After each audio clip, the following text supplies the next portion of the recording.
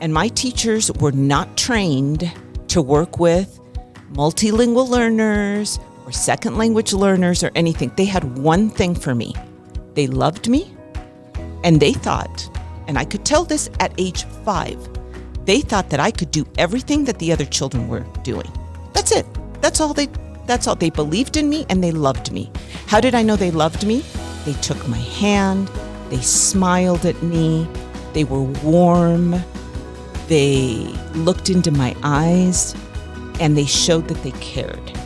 That's how I knew they loved me. And I was 5 years old, and I was thinking all of this in my head in Spanish.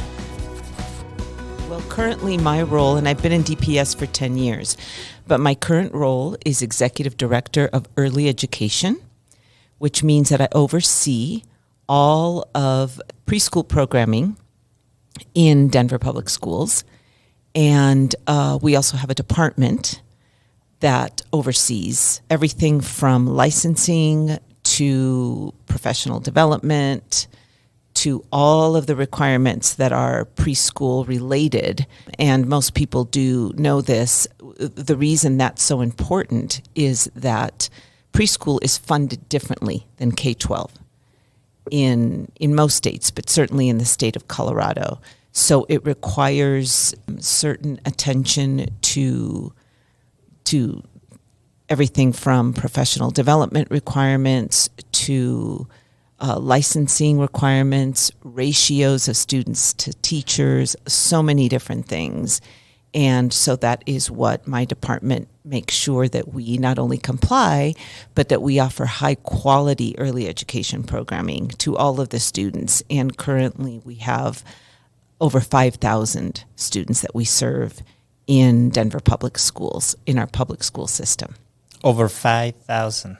Yes. Wow. And that doesn't include the community sites that we have also been overseeing and helping with. And that would be another 1,800 children in private community sites that Denver Public Schools supports through a partnership with the state. And there's a lot of things that it sounds like you're trying to lead for that by nature might be different than what everybody else is focusing on from K through 12 with regards to the legal piece and the programming and all those. Yeah, for sure. And the challenge is to get those things aligned. In other words, people are very concerned about, and in the right sense of that word, right, ensuring that children are kindergarten ready. And when I hear that, I think of what children need to thrive in elementary school and beyond. So what is our preschool program doing to prepare them for that? And that can become increasingly effective as we work with K-12 to continue some best practices that we actually start with in the preschool years. 3 and 4, ages 3 and 4. 3 and 4, which makes a lot of sense. And it also makes me wonder about those best practices that you think might be foundational at those ages. Yes. That then we can replicate or develop or further from K to 12. Exactly. Which best practices do you think are the ones that you and your team are focusing on the earliest ages that then we can replicate or further in K through 12? Right. And that's such a good question. And it's something that as educators, we need to constantly be researchers and understanding of what children need to be very, very good readers and very good at mathematical sense and processing skills. And a lot of those things are encapsulated in what we call executive function. And executive function mainly is how the brain develops in order to continuously learn how to learn, if that makes sense. So one aspect of executive functioning is self-regulation, right? It's when children can have the wherewithal to wait for certain things and know that something is coming, and they can wait for something that maybe they want to do. But it's also understanding working memory. So when children learn to read, There are so many things that the brain is doing as they read or as they write. And also the idea that writing is very, very connected to reading. So when we think of all that the brain is doing when it's reading, right? And all the processes that are coming together for that child, the executive functioning skills of, let's say, working memory, being able to keep a thought in your mind and remember it is very, very important. And in a few months can translate into writing a complete sentence and reading a complete sentence. So that is why we always start, just one example is with drawing. Children begin to communicate in written form through their drawings first. And then when they do that, what we want them to understand is that their drawing is actually a message. It's some kind of a message. It can be any kind of a message. It can be something that they have done. It can be something that they want to do. It can be something that they represent. And if they can verbalize that message, that is the beginning of reading and writing. So we really focus on that skill, and we start with the drawing first and have the child explain, and we work with them to develop language around that explanation so that can lead to writing, and they remember their message. And if they draw a picture, they remember, they can come back to it a few minutes later and remember what they drew and remember the message of their drawing, whatever that is, and that the teacher can take some time with them in that. So those are those executive function skills that we are developing so children are ready to read, ready to write, and more importantly, not just be given a bunch of skills that are not connected to anything or just having them memorize an alphabet, but really understanding deeply that language in writing are symbols that come together, but really it's all about that message that they had when they drew their picture. Now we can put it in writing form. So all of those and the habit of attention and making sure that children aren't made to sit through long periods of having to pay attention, but that's developed with very short, interesting things to think about, listen to, and do. And then that grows over time so that when they're older, they can actually pay attention and engage their minds for longer periods of time, that we don't stress them out in that developmental trajectory that they're going to be demonstrating. One thing that you're making me think a little bit deeper on is the fact that drawing becomes the first, perhaps primal form of communication for children before we even introduce them to the shapes of letters and how drawing is a function of their imagination. Mm-hmm. And of what the input of the world around them. They take it in, and their drawing is a reflection of what they've taken in, and it's really important. It's a form of language, right? It depicts something that's in their mind, and so that's why children begin to draw before they begin to write. And you see the developmental trajectory. You see those children that at a very young age are drawing in quite vivid detail. And that is a sign that they have a lot to say. I'm curious to hear your thoughts about what things can we tell about a child's social emotional development, for example, by looking at the things they draw and also how healthy their creativity and their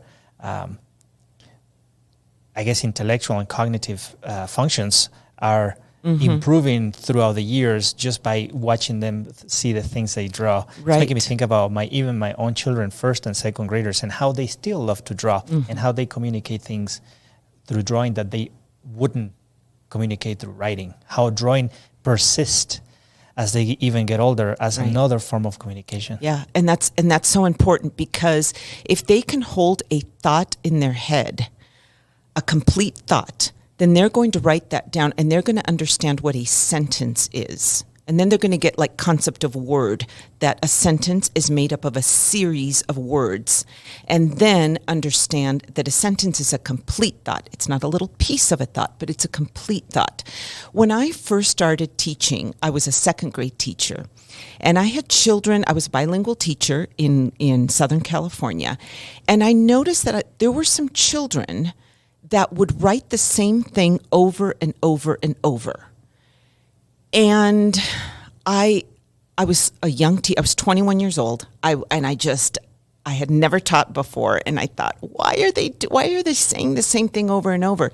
And it's because developmentally we had to go back to the picture first. I didn't understand this at the time, but after years of studying this, teaching for years, and then entering the world of early education and brain development, I began to understand that we can't skip over that idea of working memory, of keeping one complete thought together so that the child can write a complete thought, read their own writing, and move on to the next thought, and then begin to string sentences together to write a paragraph eventually, right? So that's just one example of brain development that is so important. And one of the reasons I love the world of early childhood, and I really hope to see more just more access to this kind of learning for educators and for administrators, so that they can oversee a high quality early education program and understand that we can't skip that. We have to make sure that children have working memory, and that they have these executive function skills of self-regulation and working memory and some other things that are really important so that we form readers that are solid readers. We don't want children just to be able to decode and then not really fully understand deeply what they're reading, because as they get older, we know that what's required of them, right, is to take two maybe texts and compare and contrast, think deeply about them, compare them to life things. Those critical thinking skills happen through high quality opportunities for learning. And that is what my vision is for preschool in DPS and really at the national level. It's what I hope to see for children in the United States to have access to. The way you describe it and the way you highlight the importance of those stages and bringing that educational focus to our kids, it almost sounds like a human right. In the sense that when a kid skip that stage of their development and then we insert them into a kinder, perhaps even a first grade classroom without paying attention to what they were supposed to be proficient before, we're setting them up to have a little bit of a weaker foundation to what they can do later on. Right. And children learn at a different pace. And just because they've memorized the alphabet doesn't mean that they're ready necessarily to begin to read. We need deeper skills. We need to go deeper. And then, of course, the skills will come, definitely. But we can't skip over things for the purpose of just memorizing, if that makes sense. It needs to happen. Reading is something that happens on a trajectory and with those deep developmental parts coming along. And you're right. And sometimes what happens in kindergarten is it becomes, the focus is academic, which is great. I mean, we want an academic focus, and I think we have that in our preschool programs as well. But we can't let go of that discovery, of that joy of discovering something, of drawing a picture instead of just coloring in a coloring page, of just opportunity for being outside and noticing something new and then coming in and sharing that. All of those things need to happen to have really strong thinking readers. Wow. And thinking mathematicians, and we all need to be mathematicians. That is really my focus, and I just got back from study tour in a place called Reggio Emilia, which is a very small little city in the northern part of Italy, where their preschool program is built around their community. And people from all over the world come and watch because they are taking these principles and making them a reality for all of the preschool children in their community. And it's making a huge difference. And children are just challenged with just a beautiful place to learn, and they're challenged with thinking based on that beautiful place, whether it's their playgrounds look very different, they're naturescaped, and then inside they have the opportunity to discover things, draw, communicate, experiment with art materials for the sake of experimentation, not to necessarily make a product, work together with other children. And the teachers are taking documentation of what that child is learning constantly. And they have this beautiful system where they research hourly, watching what the children are doing, so that afternoon maybe they can try something new with some of them. Wow. And so that idea it's different from the way I think traditionally many of us have looked at education, right? And have looked at how children learn and what opportunities we give them to do so, to learn every day. Wow. You obviously come across so passionate, so knowledgeable about these topics, and it just makes me want to ask you, why is this so important to you?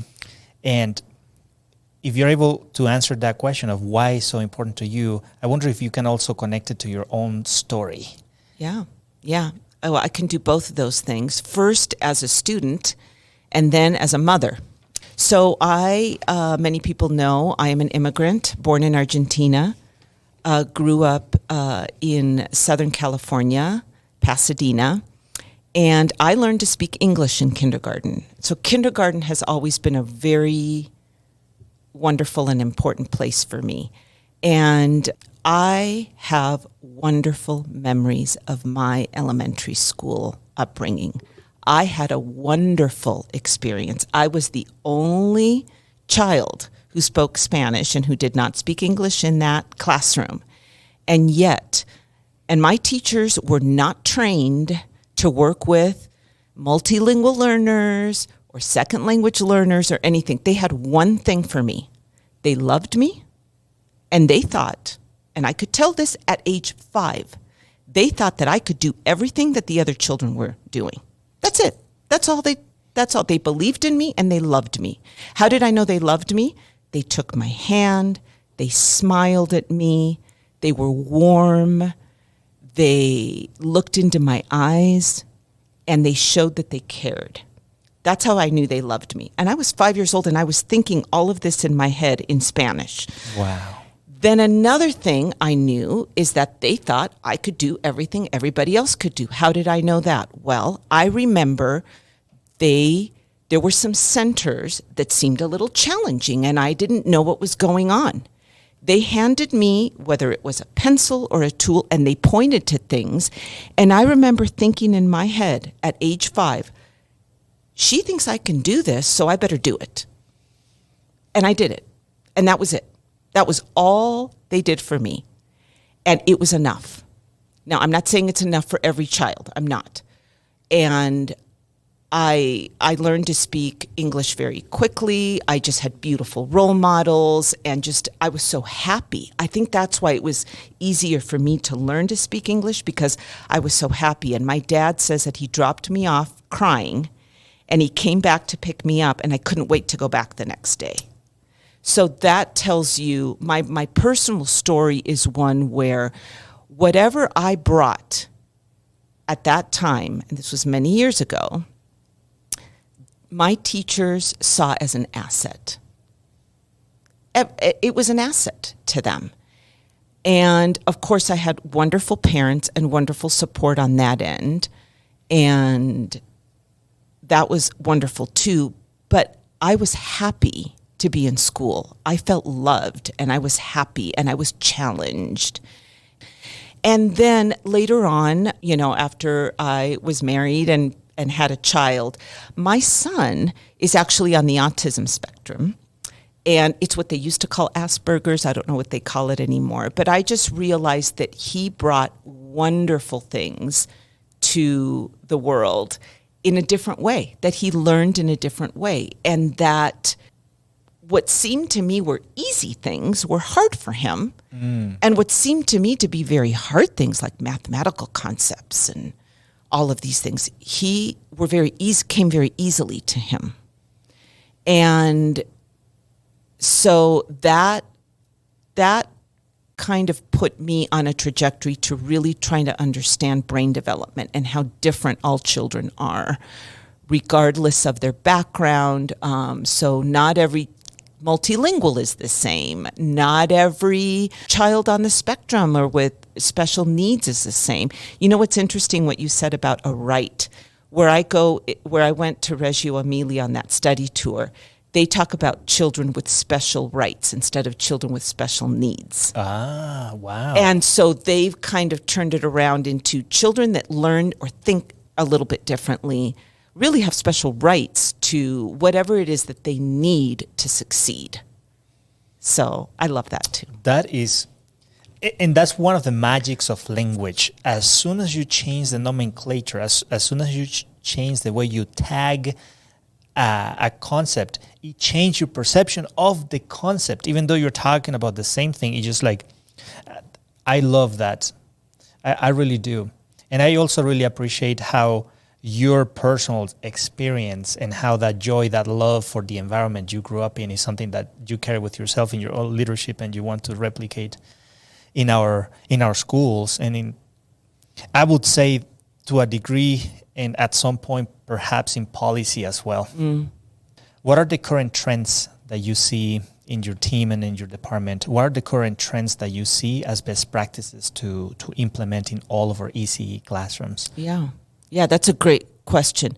One that is very near and dear to me is this idea of, well, it's not really an idea. It's something that is a reality, but hasn't spread as widely as I would like to see. But an important trend that we're seeing is the need for nature-scaped outdoor play spaces, and focusing less on the normal equipment that we would think, is so important to have, and creating spaces that have more trees, that have a water feature, that have natural elements, flowers and grass and herbs that are growing, something that adults want to be in as well.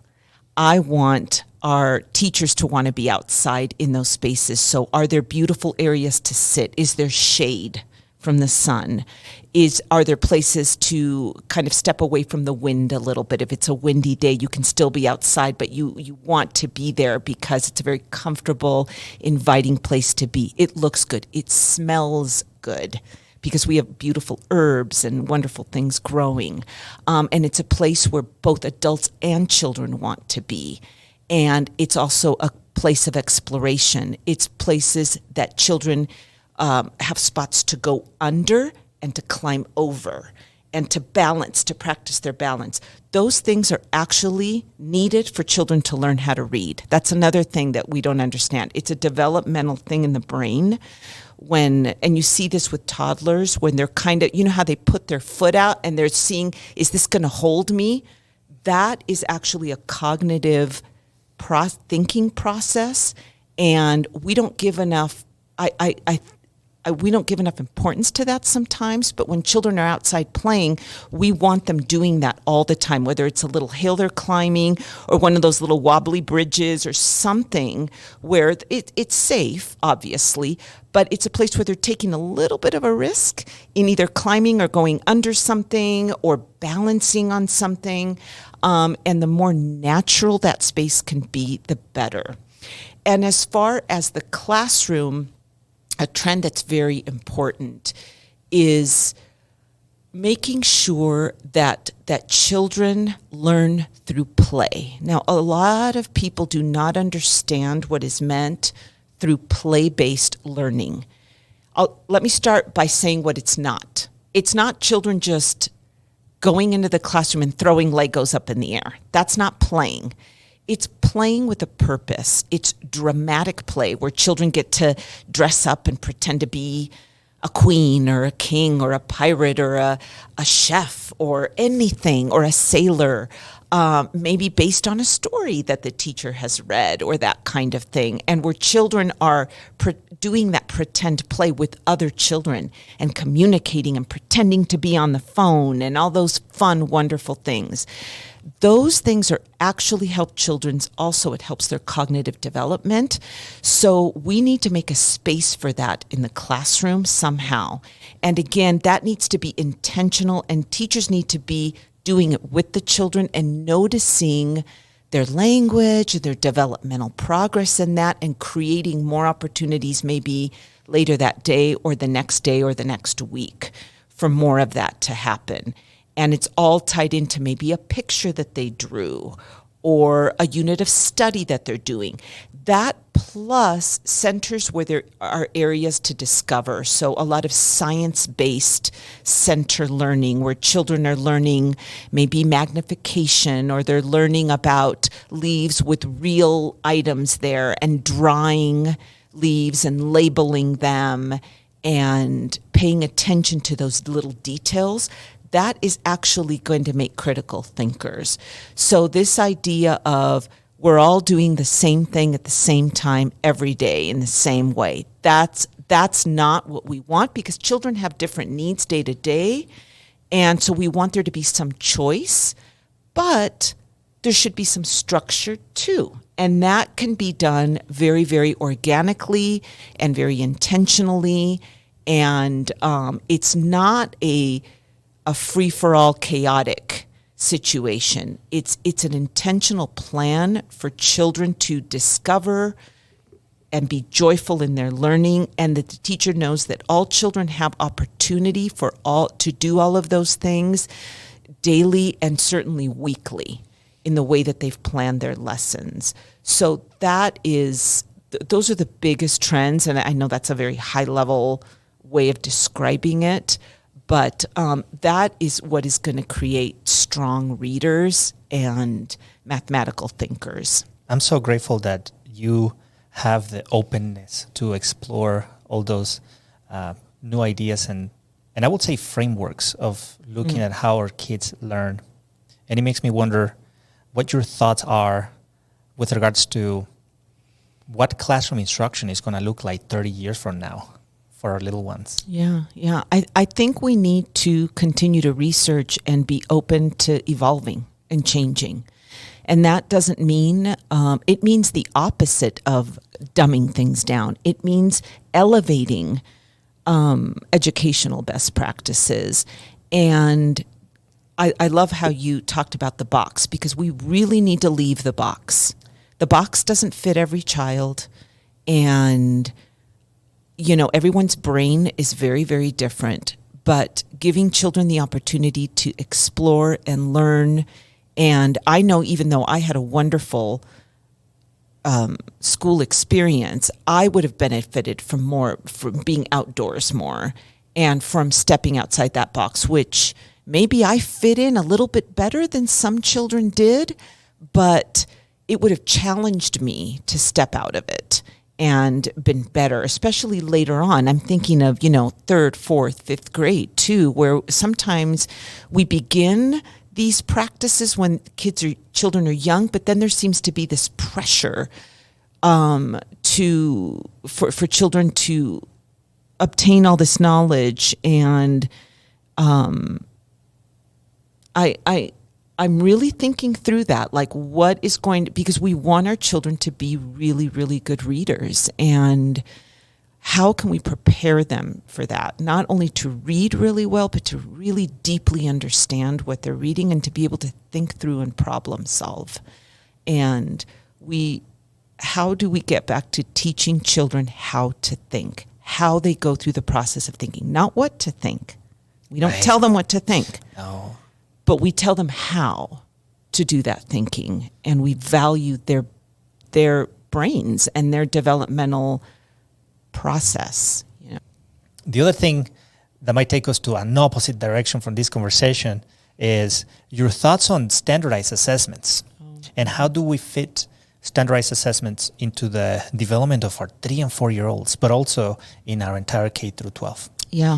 As far as assessments in the early years, I think it looks a little bit differently because you're measuring developmental milestones with children. So you're seeing, and if you're a father or a mother, you know that time where you can give your child like two instructions and they remember them both. So that's like one developmental milestone, like put on your shoes and bring me your backpack. You know, when for a toddler, slip on your shoes or bring me your shoes and your backpack, or you're asking them to do 2 things. So we're measuring some milestones, and then we're also measuring as they get a little bit older and their preschool age. Some children are reading by the age of 4. My son did, and I don't even know how he really even learned. He kind of picked it up almost on his own. But then there are other children that are going to learn a little bit later than that. And that's not necessarily like an intelligence issue. It's just some children learn some things faster and some children learn some things a little bit later. And there are different types of intelligence too. The artist has a different intelligence than the mathematician, which has a different intelligence than a lawyer, to remember all of those legal things and to be creative in that. So we want to take, I think what we can all agree on as educators is we want to take every child and we want to develop in them their particular full capacity. And it's not going to be the same as everybody else's. So what's hard is a standardized test is testing basic reading, writing, and mathematical concepts that are very important. And so I don't think we, like you said, I don't think we get rid of that. But how are we, a couple of things we need to think about is what are those things telling us? And then how do we progress monitor so that before 3rd grade, we have a clear understanding of let's just take reading, which to me has always been much more complicated than math. Math learning to me is more building on itself, and it's easier to, just for me, it's easier to determine where a child is mathematically. Reading is a little bit deeper and more complex, and it's tough. Yeah. But what are we doing, so that by the time a child gets to 3rd grade, if they're reading, are they understanding what they're reading? Can they communicate through writing? Can they take a poem and maybe a little short story and compare some of the things that are the same in those? Those are critical thinking skills that are very important. But I think we do need to progress monitor before we get to that space.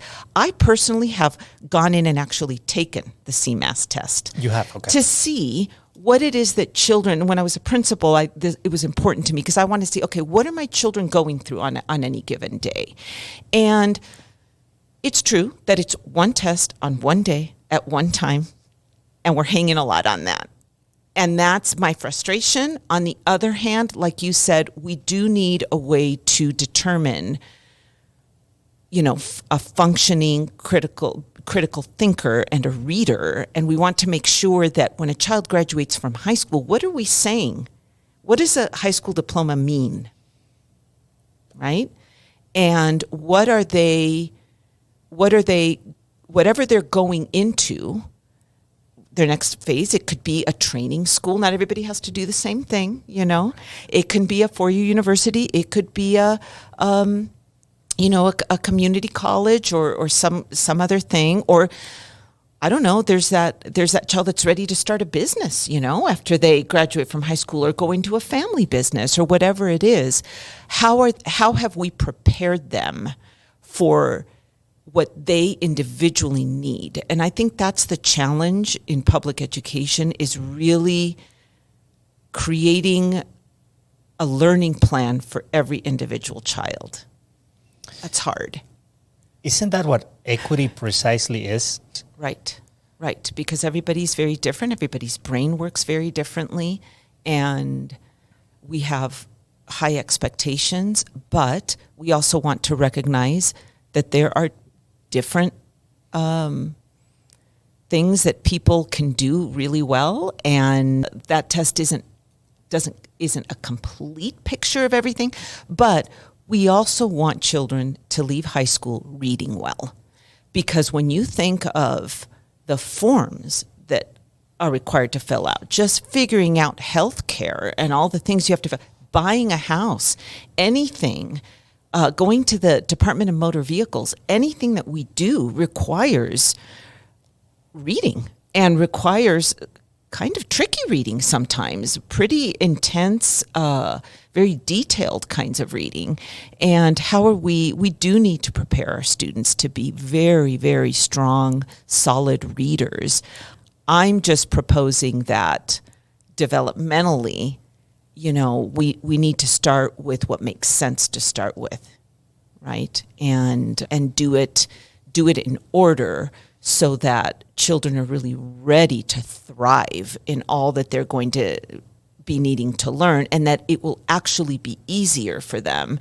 And going back to my second grade classroom, where I saw some obvious gaps in children as they were writing, I thought, they're missing something here. They're not rereading their writing. They're not putting down, they don't understand what it is to communicate a complete thought in writing.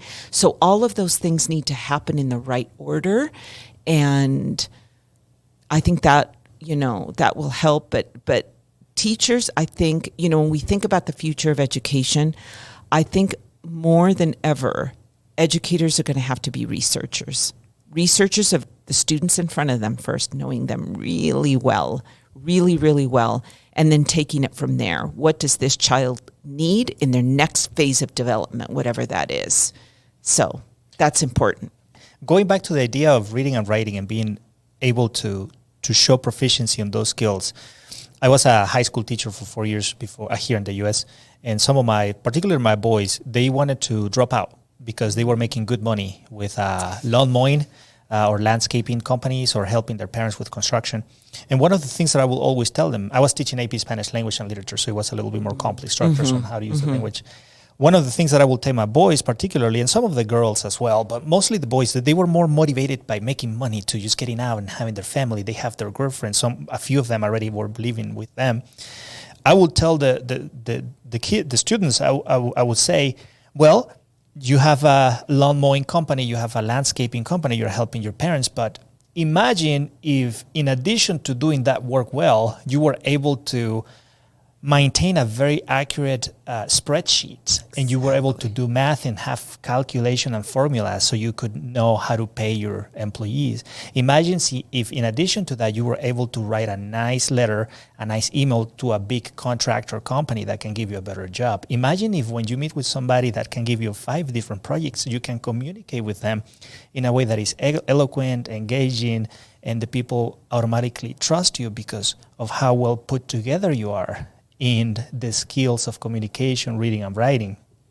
And it worked most of the time in keeping the kiddos with me, because I was like, yes, I think you should keep working on that landscaping company or on that construction company, but please do it on the weekends. Give me a chance so we can get you better equipped to provide good customer service. Because I love that connection you made. And I think what you're instilling, that is a form of self-regulation.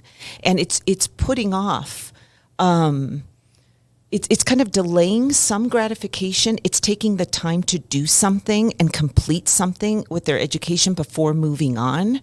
And again, we live in an instant culture. We want everything right away. But this idea that we wait and to be able to do it better is something that teachers can very much instill in their students. And you were connecting their success to what they were currently doing. And I think we need to do that for parents too. They need to understand that connection between what we're doing in the classroom and their child's success, and not just next year, but maybe in 10 years. So I think that's wonderful. And again, something that as you're talking, what I'm hearing that you had with your students was relationship. 100%. And they would not be listening to you if they didn't know that you loved them and you cared about them as people. And that warmth and that relationship is what changes lives. It's not just gaining more knowledge, but that is what's lasting. And those are those students that, sometimes you see 20 years later. And, does my first grade teacher know that she made me feel that way all these years later and I can look back? I should probably try to look her up to let her know that. But those are the things that we pour into children's lives. And by the way, a 16-year-old is still a child. Yeah. They've got a 100%. lot of growing up to do. A 17-year-old, and 18 is just barely there, and they're figuring out. They're beginning to enter into the world of adulthood, and they need that support and that relationship with people that are older and wiser and have been there. I mean, now I'm speaking like an Argentine, and you get me. I'm very old school with that, but they need older people who have been there, who can tell them, you know what you're doing is so wonderful, it's so exciting, but hold back just a little. Give yourself a chance to graduate from high school, and then more of the world will open up by waiting, by doing the hard things that you don't feel like doing oftentimes. It's really going to pay off in the end, and you're going to understand that better in a few years, and you're going to be glad that you did whatever, it is that they're working towards. And that, of course, is very different for every child. But you just having that relationship with your students is what made all of the difference. And I believe that from birth to death. Amen. I have another question for you. It's a dark question, but I promise we're going to finish the podcast on a fun. I trust you. On a fun note. The last couple of weeks have been very heavy on my heart, and I cannot stop thinking about it.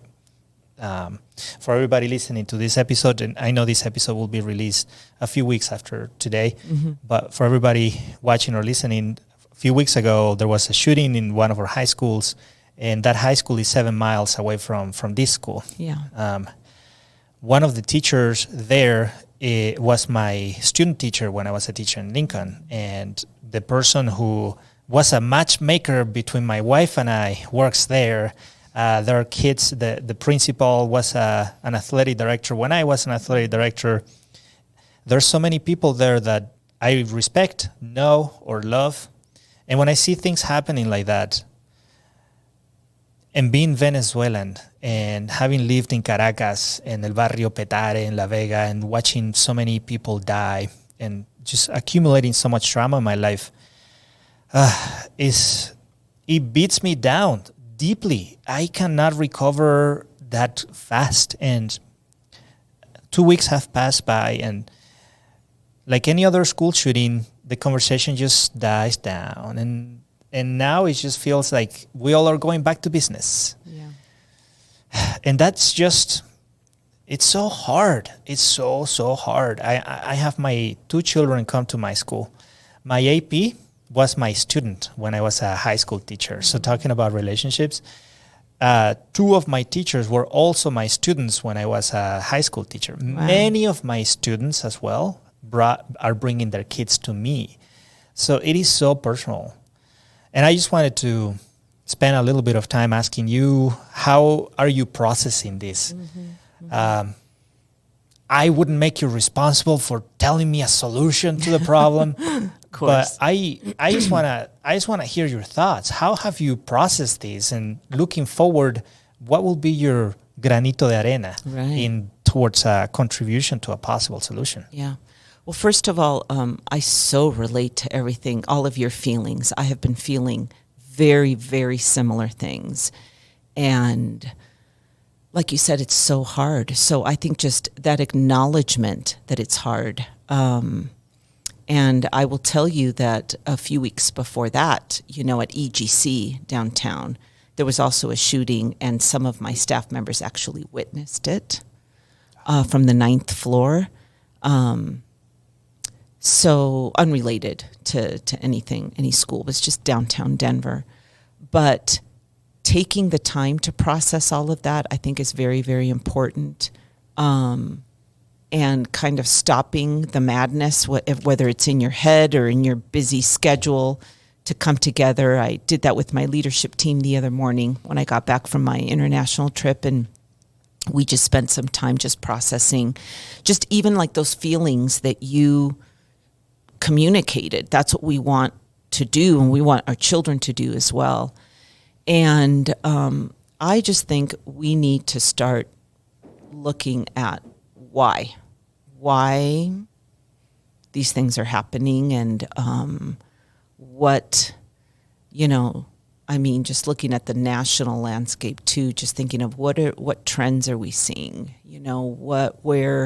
Where is some of the violent anger, whatever it is, where is that coming from? And looking more deeply. And, I know there's practical things to do too. I fully acknowledge that as far as security and heightening that and all of those important things. But I think we need to look at why we're feeling the way we are, why this is happening in the first place, what is going on with our society, and what's missing, that we even have to talk about this. But I just so relate to everything you said. And but I think talking about it, as hard as it is, we shouldn't stop, because you can't just bury it. It's there in your soul, whether you're talking about it or not. So again, yes, I don't have all the answers. I'm just wondering, what and why? Why are we dealing with this much unhappiness, anger? I just, I'm at a loss for that, And whatever we can do, again, back to being researchers, that is where my brain goes. I just want to, I kind of want to look at all of these incidents and just see what is going on with people. Yeah. There's no simple answer. There's no simple answer. Last year I had a homeless guy who set up a camp by my parking lot. There is the boiler rooms, and we have a little, the hot air blows out of one of the doors that have some little cracks. So he set up a tent under that area. It was in the winter because of the boilers will blow hot air, and he will sleep there comfortable. I forgot Joe, I think is his name. And so staff parked there, and they saw a blanket on top. They went and saw him sleeping, and everybody freaked out. So I went there, checked him out. He was sleeping. I woke him up, asked him for his name, and I was just paying attention to see if he was violent or if he was just somebody homeless who needed a little bit of help. So I noticed him, and he was fine. So I brought him to my office, started talking to him. Last year, I think he was 28. Oh. 28 or 29. He was around that age. And I started talking to him and learning a little bit about his story. And he was a DPS kid. He went to an elementary. I'm not going to say which elementary, but it was an elementary, neighbor elementary from here. He went to a neighbor middle school. It broke my heart deeply to see how somebody who's the product of our schooling, and if I would have been a principal of that school maybe 15 years ago, he would have been my kid. Mm-hmm. And when I think of him, I think of how much my heart would break if I continued to be the principal here 15 years from now and one of my kiddos is sleeping there. And when I think of him, I also think of the shooters, and I think that 15 years from now, the next school shooter is right now sitting in a third grade classroom. And I'm thinking of, what are we doing to address the mental health of them and how nihilistic, bitter, disenfranchised, how invisible they are now, and they will continue to be. So they're going to find an excuse or a reason to load a gun and shoot other people. Exactly. It's sobering, and it's so heavy. Yeah, and I wish I didn't think about these things, but I think we have to. I can't not help but to think about my kids and to think about Joe, I think is his name, and just to think that 15 years ago he could have been in my hallway, right? And now he was sleeping on the right. floor. So. And how was he not reached? Where did things break down and fail? Yeah. Also, as a school, to what degree are we responsible for solving school violence? Because one of the trends that I've noticed, particularly with public education, is that there is an implicit belief that we're supposed to fix everything. Yeah. You cannot read. You come from a single home. You're homeless. You have trauma. Every possible thing that might be happening in the life of a child, the implicit belief is that, well, the school will have the resources to take care of that. And that could be farther from the truth. Every day we load schools with more and more complex problems that society should help us. The government, all those institutions, policy. So yeah. Yeah, that's one of the things that that I think more and more, and I saw it on a small scale in Reggio Emilia, but it has to look different where we are because we're a large urban. We're a large city, but these community partnerships, how are we doing that, and what are we doing to connect schools to, healthcare and businesses and different community places that where we could actually help each other. We have started a lot of that work, but there's a lot more that can be done, and we can get better at it. But no, it's hard to be all things to all people all of the time. Yeah, and it's exhausting too for our educators, and we have to think about, their capacity too, and what we're putting on ourselves and on our workforce, as a district. It's a lot. Amen. How do you take care of yourself not only when these kind of tragedies happen, but when things get hard at work and when you are having these really difficult times? Yeah. What do you do to? No, I appreciate that question, and I'll give you a very personal answer. The first thing is my faith. I'm a believer. I'm a Christian, and that faith I have in God and in Christ sustains me daily, and so I look to that. And then physically, I work out. I am a very active person. I try to eat very healthy food. I do yoga and Pilates just because I need it for my mental well-being too. So those are the things. And, again, I'm very imperfect, but I do try to do those things because I find that when my body feels right, when I'm getting sun, when I'm going outside every day, then my perspective is better. And the stress, and we live in such a beautiful state. All you have to do is go outside and look at the mountains. Yes. And I'm just reminded, of the spiritual things I believe in when I do that. And also of just the physical beauty that surrounds me and how I'm able to just see and hear and feel. And so just that awareness of being grateful every day, but you do have to do intentional things to do that. And I don't always feel like going outside. I feel like I'm have too much to do, but I make myself do it because I know that in the long run, it's going to help me be a more balanced person. But I think it's a struggle for human beings, and I think we need to help each other be better at that. And whether if it's a principal and he sees that a teacher's having a hard day and saying, you know what, let me take an hour of your classroom, and I know you do this kind of thing, Nestor. While you go take a walk or go get a cup of coffee or go do whatever it is, go sit in your car, go do whatever it is that can help you. Just being aware and looking in people's eyes and loving them through your actions.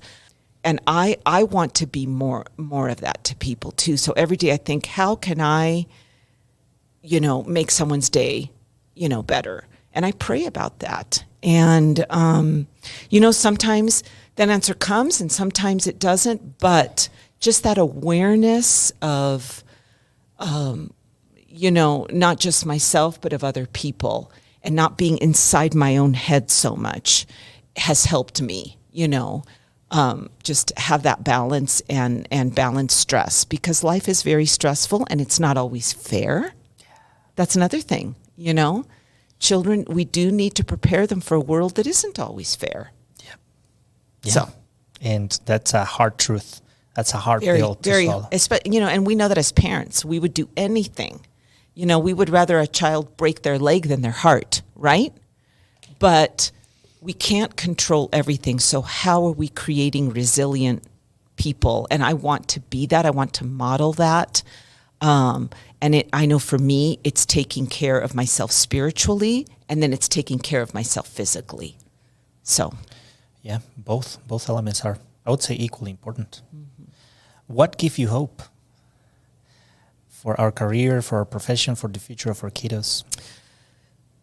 I see people like you, and I work with very committed people, and even if we don't all agree on the way to do everything or what to prioritize, I feel like, our heart is all in the right place. And that gives me hope, actually, when I see that people really are trying. And sometimes there will be someone who I may disagree with on some really, difficult issues or even important issues. But I try to find that place of commonality, and we all want success for students. And that gives me hope. And I see that in central office. I see that when I visit schools. And that is where we can come together on the things that we agree with and we can move forward with. And there is a lot of that. And there are a lot of people really just being more and more open to different ways of maybe doing things, instructionally I'm speaking now, academically, that could take us to where we need to be. Maybe it won't happen overnight, but at least the conversations are starting. And so that gives me hope. And then when I look at, children and, the young children, like when I wish I could be in there when you're teaching PE to kindergartners. That gives me hope too, because I think children start out happy. So how can we keep that going? And that gives me hope. Thank you so much. It was such a pleasure being here with you and getting to know you a little bit better and being at your beautiful school. So I'm just so honored and humbled by this time with you. Likewise, it has been a pleasure for me. I think this will be one of my favorite podcasts.